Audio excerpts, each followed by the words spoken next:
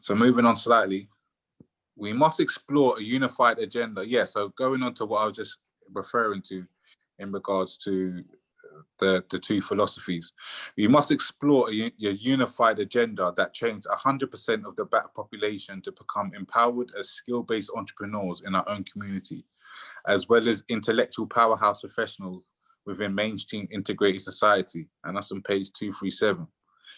And he speaks of Marcus Garvey, as we've mentioned several times. Do you think it would be practical and beneficial to have a Garveyism movement in today's climate?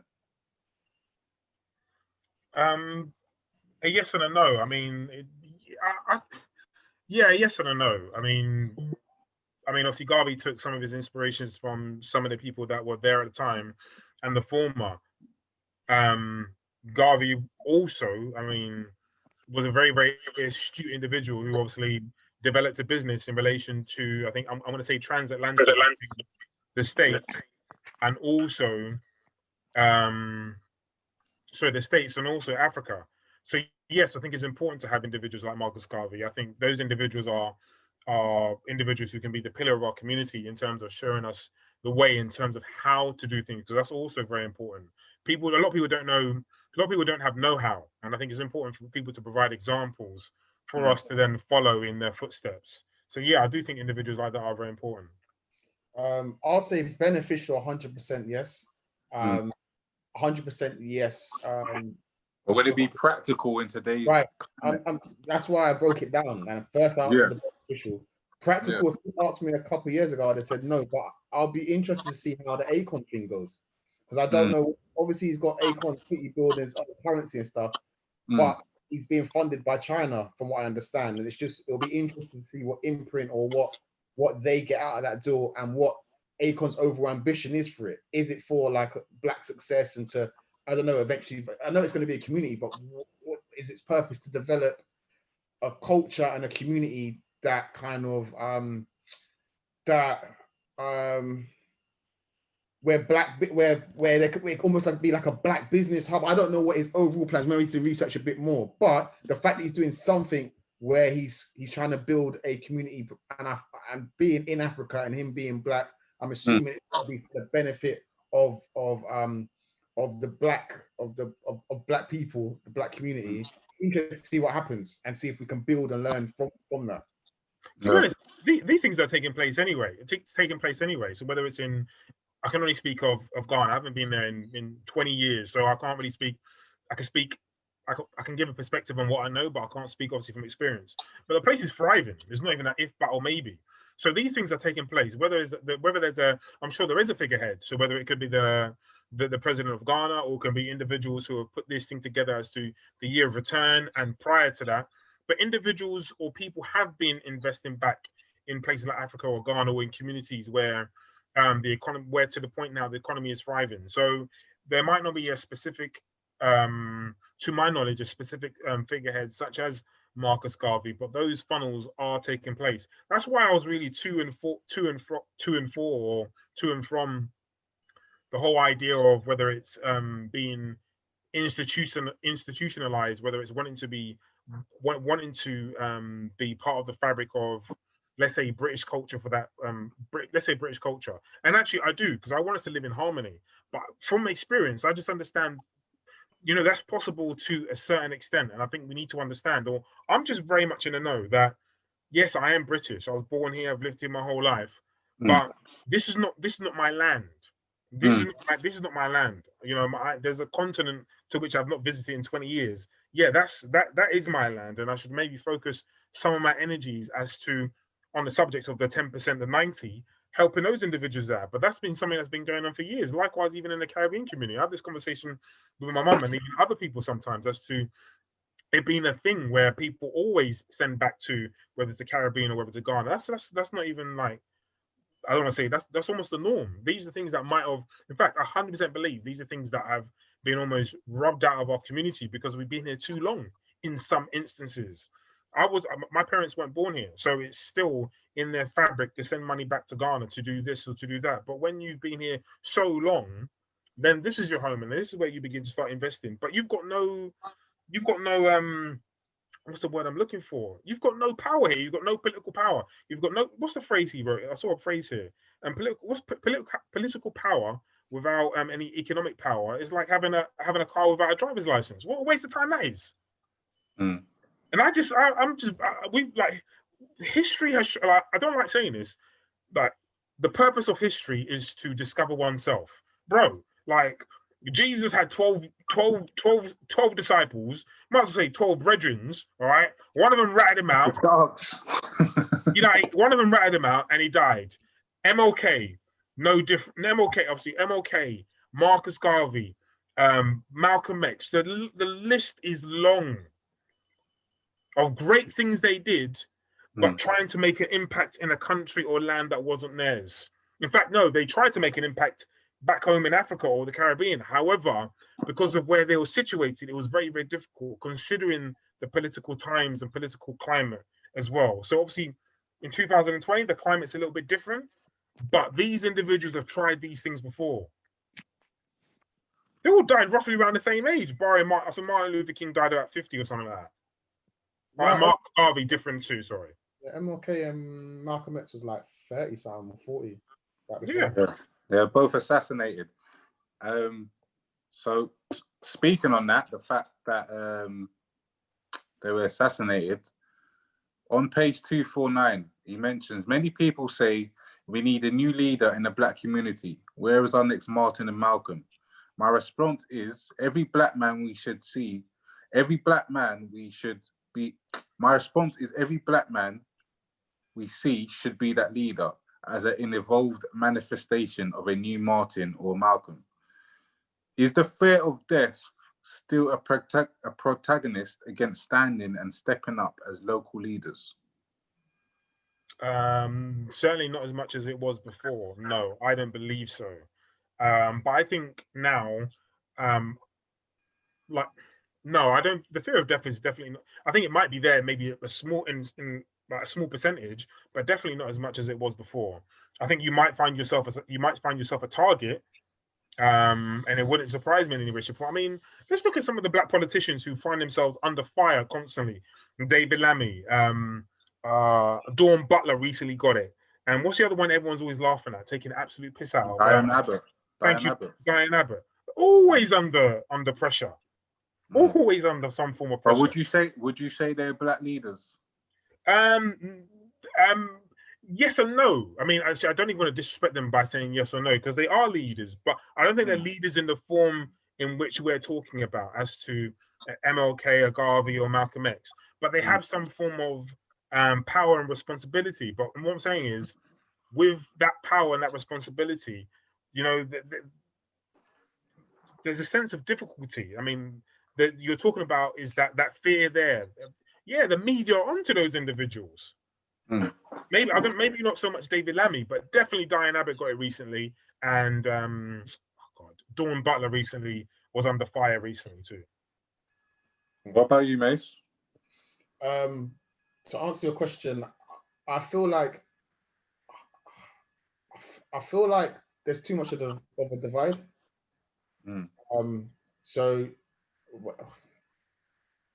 when you asked your question, to me it was like, would we all be willing to almost rise up, and if death is the consequences, so be it. Yeah, I feel like there's too much of a divide now for everyone to get together and do that. I feel like when you listen to and hear about and read and watch things about slaves and our ancestors and the slavery days, without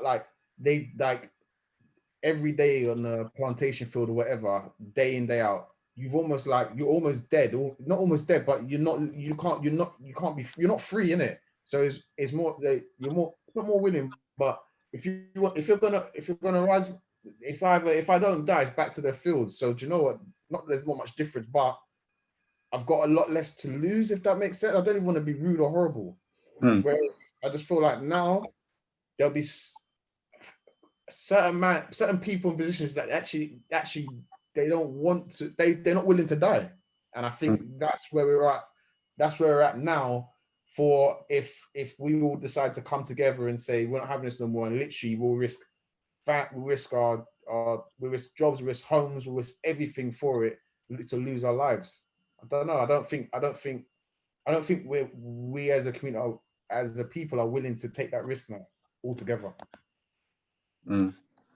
So on the back of that, do you think Malcolm and Martin would thrive or be more easily taken out in this social media time that we're in now? I think personally, Malcolm would have a bigger following. Yes. He'd thrive in this following. Martin Luther King, right, in the current day climate time right now, Malcolm X would kill it. When I say kill it, I mean like he'd have a back, he'd have he'll have a lot of followers. Yeah, he'd have, especially right now in this climate. Martin Luther King, probably as well. Like, but I think Malcolm would be the guy. Like, there'll be a lot more support than there was because he very much divided. Whereas, obviously, Malcolm X first. Are you talking about pre-Mecca Malcolm or post-Mecca? I'm talking about pre-Mecca, to be fair, pre-Mecca Malcolm. And okay. I watched a series or something where Malcolm X was actually portrayed in the series as well. And it's actually, I think it was the whole first season was all about Malcolm pre-Mecca. And just that Malcolm would absolutely, he would have a huge following right now. I could see that. Definitely. I think he would thrive. Martin Luther King probably as well, because we love, I love someone who can articulate themselves very, very well and actually get to the essence of points that are disturbing us as a people. I love when someone can do that, and Martin Luther King would have that ability. So he'd also have a backing, and both of them would have a huge following, huge support, in my opinion. So where are they? Why haven't we produced another Martin and Malcolm yet? Who's to say we haven't? I mean, look at Minister Farrakhan. You think you can get him on any screen? Like, those individuals are not allowed to thrive. I mean, I agree and I disagree with Mason's thoughts on Malcolm. So I do agree. I do believe. Yeah, I don't understand why there would be a following, but no one's giving him no platform. You think IG or Twitter or Facebook or YouTube are giving him a platform? No chance. Look at what's that dude? David Icke, of his name, in regards to the pandemic and COVID-19. He's gone off social media. Like, bam. You think they're going to allow Malcolm to be running, I was about to say running his mouth, but I mean to be saying things on a social platform that's going to cause I don't want to say hysteria, but it's going to cause a commotion and an uprising. That's essentially what David Icke was doing. People are like, no, actually, I'm not standing for this. All right. So on the back of that, so post Mecca Malcolm, do you not think that fits in with today's ideals? Because essentially, post Mecca Malcolm was all about unity in terms of it not just being about just black. It was more because when obviously, as we know, after he went to Mecca, he realized, okay, there is like white people aren't inherently evil. That's what he was told that, but when he went to Mecca and he saw that he was praying amongst other white people that was just into the spiritual side as he was, he then realized, okay, I need to take a different approach. So with that being said, wouldn't then those same platforms be willing to have him talk about everything that he was addressing in regards to unity and forward thinking and the betterment of the human race in general? Because that's essentially, isn't that what they're trying to do? No. Putting a question out there. I think there are elements to which I think he would be supported by these platforms. And I know you're talking about in today's age. And sorry to harp on the past, but obviously he formed alliances before, and weren't those alliances broken up? What do you mean? In what reference? So he did something not exactly the same, but he did something very, very similar to, let's say, Marcus Garvey by having and forming alliances. I'm not too sure whether it's okay. Yeah, I know what you're talking about. Yeah, I'm not too sure if it's business related or otherwise, but it stopped. Yeah, with other leaders in different countries. Yeah, it stopped for whatever reason. Oh, I'm glad you said that, other leaders. What's his name? Gaddafi. I mean, I'm just throwing out Gaddafi. I'm saying all these progressive individuals who talk about whether it's Pan-Africanism or just Pan in general in terms of us, it's almost socialist talk. That socialist talk gets hammered out the way. I mean, I don't want to talk about Jeremy Corbyn. Socialist, boom, he is not even, like, he's gone.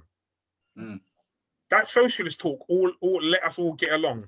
That is not, people do not want to hear that. And I'm not talking about people by the way of the wider community. I'm talking about the powers that be. No, no, no, no, no. There's no, like, I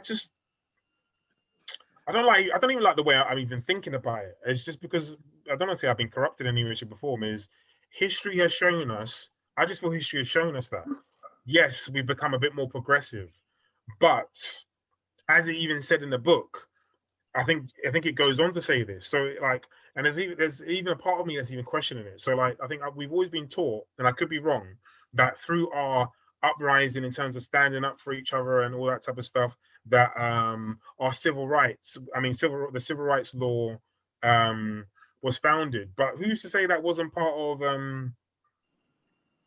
not part of the system? I haven't quite got the words. So do you understand what I'm talking about? You lost me slightly. No. What was the reason for the civil rights movement? Not the movement, but for the laws to be changed. Because black people were being discriminated against. Remember, like the whole what was it? The laws that they made, the First Amendment, the Second Amendment, etc. They were saying that all men are created equal, but clearly it wasn't. Like they weren't referring to black men. They weren't speaking about black women. So that's why they needed to make that the civil rights. It's civil rights. Do you know what I mean? It's just to be civil. Like it's not even anything deeper than that. I've got it now. So cool. Now I've got it. So I think the civil rights movement. Sorry, the civil rights movement was. Forget that. All right, so it's all in the same thing. I think the point I'm making, I think there was a civil war in the States between the North and the South. The South is where a lot of the slavery was taking place. In order for that civil war to stop, now correct me if I'm wrong, the president had to get involved and change the law, and then that's when the law was put in place. And that's where, I believe that's where slavery was abolished. No, because slavery was abolished from England from before, but the South didn't want to accept it. So that's why you had the divide between the North and the South, because it was from England. It was actually England that said that slavery should be done now. But because obviously the South was still thriving from it, they was on this kind of like, nah, you can't tell us what to do kind of thing. And obviously the North part of America was definitely more for it than the South. So that's why that kind of happened. I may have brushed over it a bit in a wide sense. I didn't go into too much detail, but essentially that's part and parcel. That's good reading. I've kind of lost my way a little bit, but all right, cool. I want, because you touched on we all did kind of touched on the factor of it, about unity. So the last chapter being unity, you mentioned our ability to be unified as a people is our greatest opportunity and our greatest challenge. We have proven time and time again that we're our strongest when unified and our weakest when divided, and that's on page 250. Even up till today, why are we still adjointed, and what things can be put in place to minimize that?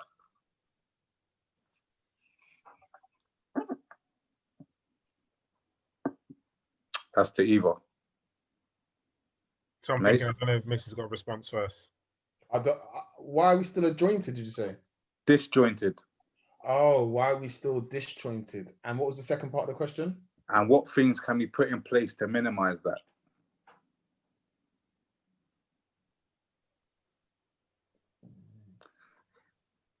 I mean, in regards to being disjointed, I mean, there's 200 years of slavery that attributes to that first and foremost. So plus and some 200 and some, bro. And some. So like I was definitely and some. So I was thinking more of how can we move forward, if I'm honest. And I was trying to think of a simple answer, but I didn't have a simple answer. Is because I'm still quite torn as an individual as to some of the conversation as to Du Bois, Booker T. Washington. Now, I think a lot of those things are great. hand in hand. But I again, and I'm not emotionally got involved, but I just don't believe in, like, London's a multicultural city. London is one city in the United Kingdom. It's one city in the United Kingdom. There's a couple multicultural cities in the United Kingdom, but other than that, not everywhere has that same mindset. It's very similar to other parts of Europe. So I could say Barcelona, for example. Barcelona is a very multicultural city. Come outside different parts of Spain, and people are not going to have the same mindset. Very similar to the States. New York is a hub, is a world hub, multicultural city. Come outside of that, the New York State, or even come out of New York, and you'll begin to encounter problems. I do believe we can live hand in hand. That is what I would love. But history, 2020, so there's 2020 years that have shown me that is not possible or is extremely difficult. And yes, we have moved the conversation forward. And I believe that it's important to be woven into the political society. But I just think it's very difficult. And in so, whether it's the Caribbean or whether it's Africa, I just think it's important that you need to invest in yourself and invest in your people. I mentioned China a couple of times, and like, China wasn't a superpower, but they've been investing in themselves and investing in Africa. Yeah, we'll do this for you. Yeah, we'll do this. Yeah, and I'm like being a bit cheeky, but they've now got economic and political power, and that's how it works. I mean, the Chinese, I used to find this funny, not funny, but as in, like, when I went in places like Argentina, I was like, how the hell, where are these Chinese people everywhere? Got shops, this, that, and the third. Bro, they're everywhere. And that's not even like trying to be funny. It's a case of, obviously, I know there's facts though. They are. They go far and wide, and they settle, and they establish their own footing wherever they go. That's why there's a Chinatown in every part of the world. See, but I think we've done things very, very similar, and sometimes I think we're very, very hard on ourselves. We are very similar to the Chinese by way of being in different parts of the world. I think there's just one or two cogs in our wheels, or wheels in our cogs, or whatever the phrase is, to which that we need to just tighten up a bit as to investing back in our people. They've continued the investment back in their people. Unfortunately, due to, let's say, political unrest, it's been very, very difficult due to systemic racism to be part of society, to be fully woven in society. But you know what? After my own experiences, like, not that I'm not mad at it. Yes, I'm mad at it. But however, how can I be like, that's not me coming to Mason's house and just say Mason's carpet, I think you got wooden floor. Just say his carpet's blue. And I go, I want it to be red. No, it's Mason's house. Mason's going to dictate what takes place in his house. I'm not doing all this. Yeah, of course I'm going to be upset, and I think in relation to moving Mason's house aside. But I'm saying, like, yes, of course, there are laws that should be enforced, or there are laws in this land that should or do dictate or say that we should have equal rights. Unfortunately, that is not the case. Of course, do I want to enforce those things or make those things true, not only in word but in action as well? But I'm not the individual. I'll certainly play a part, but I'm not going to I'm not going to go tooth and nail as to ensuring this is the case. I've now diverted my attention as a human being, as an individual. Actually, there's a place in London to which I've lived all my life, and this has always gone on. I'm now going to invest back in my community, whether it's in Africa or very similar to, obviously, the Black Wall Street. I'm going to invest in my own people. So whether it's independent shops, etc. Hence, obviously, Black Pound Day. That's something that I've been an advocate of, obviously, telling people about the first weekend of every month, I believe it is. I try to get involved in any way, shape, or possible. I'm just like our parents used to do it, and they've done very well by doing it. I just think it's the responsibility of our generation to continue, and more so because we've now put ourselves in positions of power where we're now directors, this, that, and the third. A lot of us are making good money. The generation before weren't making as much money as we are, and the generation before were making even less. They've done all the work. It's our job. I'm not angry. I'm not mad at them. I'm not mad at all. I'm like, brilliant. Let's go. It's go time. You know what I mean? Let's turn that key and investor money back in our economy, or whatever you want to call it, or back home. I just try to. My thoughts are actually let's just try and encourage people maybe a little bit more. Actually, do you remember that place called the Caribbean, or do you remember that place called Africa? That place where your family came from before. A lot of us have lost touch with those. Sorry. Let me say a lot. Some have lost touch because guess what? Because of the money that our parents sent home, or some of the money that, or some of the businesses that now some of us are trying to set up or have set up in these countries, the economy's thriving. So like, again, I'm now at the point where I'm going to ramble because I've lost my point. I think I've made my point anyway. No, you made your point. I'm not mad anymore. I used to be mad. I'm like, they want to say, like, obviously I'm not standing for this stop and search nonsense, but I can't think of a stupid law. But like, I used to get mad over Brexit. Dude, leave, go on then. I used to get mad. Leave, go on then. You kind of went off the rails there. Yeah, I'm now going to do the mad one. So like, yeah, move. Hey, Mace, bring it back, bro. I haven't actually got an answer to that question, man. Like, how do we bring it back in terms of like us being quite destroyed? I don't know. Is my answer? I don't know, bro. To minimize it, I'll say more to minimize it. I think I understand why you can't answer it because it is quite a, I don't want to say ambiguous question, but it's one of those things where, okay, I'll kind of lean on what he said in regards to having the 5 points of commitment, which I think is a start, where he speaks about having black love, so what love for one each other, black power, so we fight for one another, black wealth, where we create wealth with one another, black excellence, be the best amongst the best, and black unity, so forever unite with one another, which they all sound like great points, and I do believe that they hold weight in regards to us fulfilling our own destiny, self-fulfilled destiny. We can be united, and we can love each other. We can show black excellence, and we can have black power, meaning economic power and political power, and we can have and show black love, like one another. And do those things to help uplift us and take strides forward as a community globally and as a black, as a race, essentially. At the same time, on a micro level, unfortunately, on the day-to-day, we see that, and I don't even like saying it, but it's I can only go for experiences, but there's no trust or love amongst us. I was going to stop you. I was going to say, don't say it, but you did. Go on. Yeah, but am I lying though? No, sorry. You know why I was going to stop you? Because no, I'm going to say let me throw in a rebuttal. All right. I think sometimes we can be prisoners of the moment. So yes, there's to your point, there are still things that take place in our community that we're not happy with. But as to things such as, but I did say on a micro level. I'm not saying I'm just throwing it. In general, I think we're definitely taking strides forward. We're doing the right things, and we're seeing more and more love and unity as we go. But as I said, on a micro level, on a day-to-day, like, it's still mad. Like, man, I can still see a man across the road, and like even up to the other day.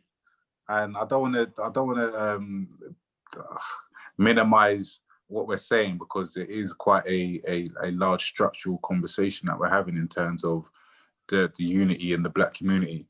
But like, I saw a brother, I hopped out. I must have been going to the shop, and he must have been by his car, and he didn't see me, but like, I've hopped out and he see me, but then I'm not looking his way, but then he's looking around, wanting to make eye contact with me just so he can make sure that I see him and he see him. But it's not in a way of, yeah, what's going on, bro? It's more like a standoffish, like yeah, I'm here, like what is it kind of thing. And I was just like, bro, I'm just getting shot, man. Like what are you doing? Do your thing, innit? Do your thing, I'll do mine. Like there's no issues, but we still have that kind of, when we see another brother, it's like still kind of want to stuff up, like put out the chest and act in a certain way, which is it's annoying, bro. It really is. It's so immature. But on the grand scale and the grand scheme, I'm for. I'd say that there's more love going on and there's more unity that's going on. So I'll rather promote that than make those small examples. But I'm just saying, on a day-to-day micro level, that there is still some bullshit that's out there. What I was saying is, like, I think like, even as to our own progress, I'm talking about in our own personal lives, sometimes we can be very unhappy with let's say your day, for example, but you are moving forward as an individual and closer to what would be your goal. And I just do believe sometimes we can be prisoners of the moment. And I think there's some really good things that are going on. So such as Black Pound Day.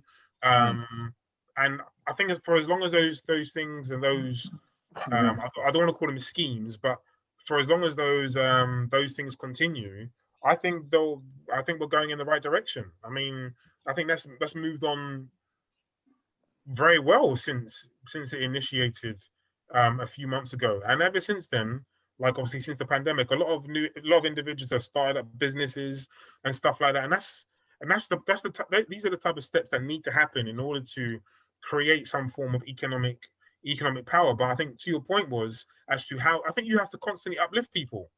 That your question was in regards to how can you essentially how can we minimize that? How do you minimize that? In regards to, like, I think you need to support people.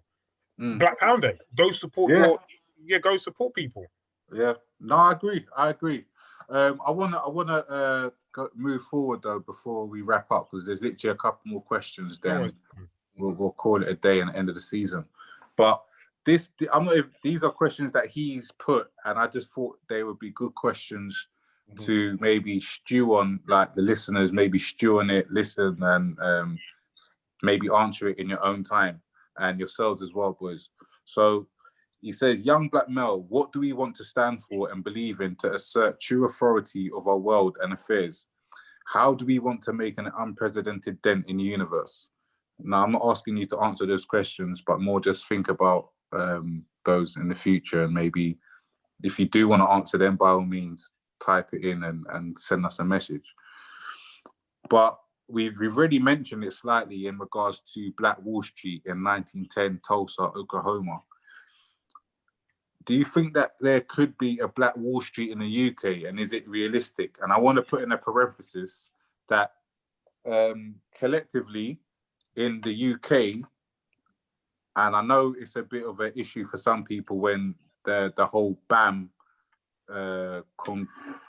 congregation of Black, Asian, minority, ethnic term is used, but just in this instance, we spend 300 billion per year collectively as a collective, essentially. Do you think that we could have a Black Wall Street in the UK, and is it realistic? I think it is realistic. I mean, I'm not too sure what the current spend is now in our own community, but I just said collectively, with it being under BAM, obviously that includes Asian and minority, Black and Asian as well. It bunches us all into one. But if we're just going to say collectively, like, I didn't find the research to say what it was just for the Black community, but collectively as BAM, and I know some people disagree with that term, but it is at 300 billion per year, and that was done from the Black Pound report from a Black woman in the UK. So I think what I wanted to say was, I'm not too sure what the figures were at the height of Black Wall Street. Okay. But I do think it is possible, as to, I don't want to say creating a whirlwind, but essentially creating a vacuum where, whether it's the BAME community or whether it's a Black community or what have you, thrive.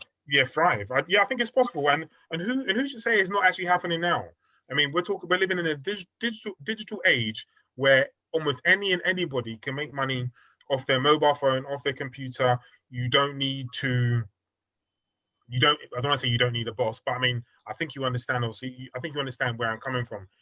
making money has become accessible to almost any and anybody. All you need is Wi-Fi, all you need is the internet, and all you need is a product or a service, and then it's a go. And as a result, early in the conversation, we were talking about the industry, and I don't want to say the music industry, but let me use the term as the entertainment industry. And I think slowly and gradually, that industry has become more than just entertainment. Mm.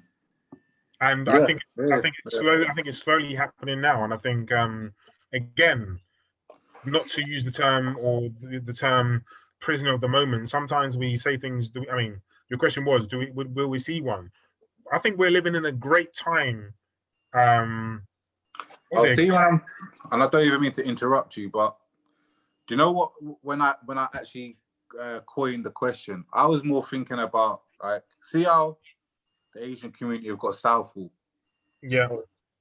Like, do you think that we can have essentially a Southall, but for a black community? Because realistically, we did kind of have those areas, but they're now being regentrified. So we had the Brixton, we had the Elaborate Grove, we had the Shepherd's Bush, we had a Hackney, I guess, and other large communities of black families congregated in one area. But now, as we know, they're all being regentrified, and everyone's being moved out. But do you think that we can somehow get to a place where we can thrive and have a area similar to what they have with Southall? I'm unsure at this moment in time. I think I'm just thinking out loud. Obviously, I might need time to think about it, but I think those days are kind of gone. As to unless you're starting up a new city, a new town, like in Milton Keynes, I just think those days are gone. As to, okay, cool, let's build a community in this area. Yeah, I just don't think that not that it can't exist. I just think it's unlikely. So you're saying it's unrealistic? Maybe not unrealistic, but just unlikely. They might be the same word, but I mean, I'm gonna go with unlikely. What about yourself, Mace? Yeah, I think if something like that was going to happen, where we had an area to call our own, and when I say call our own, not just living there, ownership, that's called 100%.